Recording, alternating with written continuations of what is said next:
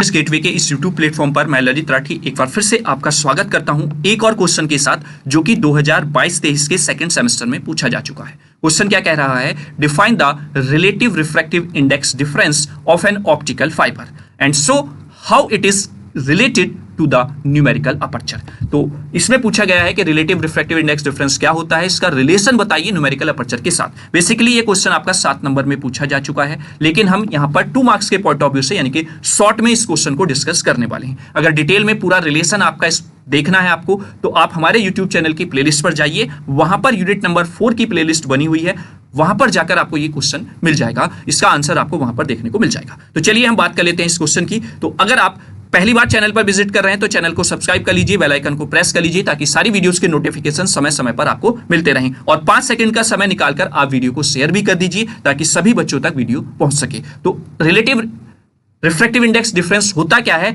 Basically आप इसको delta से तो डिनोट करते हैं, और ये आपका एक रिलेशन बताता है between the core and cladding refractive index, यानी कि जो दो मटेरियल आप यूज करते हैं कोर और क्लैडिंग में, तो उसका जो रिफ्रैक्टिव इंडेक्स होता है दोनों का, कोर और क्लैडिंग का, उसमें एक रिलेशन ये बताता है रिलेटिव रिफ्रैक्टिव इंडेक्स डिफरेंस। अब किस तरीके से इसका फॉर्मूला होता है? फॉर्मूला होता है delta is equal to n1 minus n2 upon n1, यानी कि n1 कोर का रिफ्रैक्टिव इंडेक्स, n2 क्लैडिंग का रिफ्रैक्टिव इंडेक्स। कहीं कहीं पर आपको μ1 और μ2 भी देखने को मिल जाएगा, तो उससे आप कंफ्यूज नहीं होंगे। और अगर आप इसकी 100 से मल्टीप्लाई कर देते हैं, then you get the percentage form of the relative refractive index difference. Clear हो गया? आई होप पहला पार्ट जो था रिलेटिव रिफ्रैक्टिव इंडेक्स डिफरेंस, इसका आपको क्लियर हो गया होगा। अब हम बात कर लेते हैं इसके रिलेशन की। तो उसके लिए हमें सबसे पहले पता होना चाहिए न्यूमेरिकल अपर्चर का फॉर्मूला। बेसिकली न्यूमेरिकल अपर्चर का फॉर्मूला क्या होता है? Square root of n1 square minus n2 square. और अगर मैं न्यूमेरिकल अपर्चर की डेफिनेशन आपको बताऊं तो न्यूमेरिकल अपर्चर बेसिकली क्या बताता है? वो आपके ऑप्टिकल फाइबर के